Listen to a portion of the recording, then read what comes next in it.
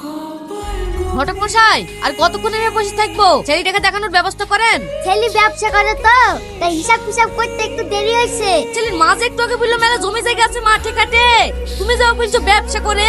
আমার ছেলে খুব কাজে, ব্যবসাও করে মাঠেও কাটে, বাপ নয় তো করবে কি? ও, এইবার বুঝতে পারলাম। দেখো ভাই, ছেলে চলে এসছে। ওরে বাবা রে, পায়ে লাগলো কত! সবসময় হুটোপাটা করে বেড়াস কেন? দেখে হাঁটতে পারিস নি? পায়ে ওছট লাগি বস থাকলি, আয় এসে বস। কি ব্যাপার, পায়ে লাগলো না কিছু না, তাও লাগার অভিনয় করছে কেনে? নিশ্চয় এর মধ্যে কোনো একটা রহস্য আছে। এই, তুই নাম জিজ্ঞেস কর। ও ভাই, তোমার নাম কি? আমার নাম শফিক শেখ। তোমরা ভাই বোন কটা? আমি একটা বাপের একটাই ছেলে।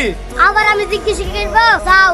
ও মা, যেভাবে ওর পায়ে লেগেছে আমি হেঁটে যেতে পারবো নাকি? আমাকে একটু ধরো। দাঁড়ান, ওকে ছেড়ে দেন, আমরা দেখবো আপনার ছেলে ঠিক মতো হাঁটতে পারে কিনা। কি করে হাঁটবে? ওর পায়ে লেগেছে যে। পায়ে লাগা হাঁটা আমরা বুঝতে পারবো, ওকে একলা হাঁটতে বলেন তো। পায়ে লাগলে কে এইভাবে হাঁটে? পা তো ছোট বড়, এ তো গল্পে থেকে নেংড়া। এ ছেলের সাথে আমার মেয়ের বিয়ে দেবো না। এই তো বাড়ি। আমি থামিলে আপনারা যাইেন না, ব্যাপারটা বুঝেন। আমাদের বুঝার কোনো দরকার নাই, তোমরা ভালো করে বোঝো। এই চত। শালা, এই বিয়েটাও ভেঙে গেল।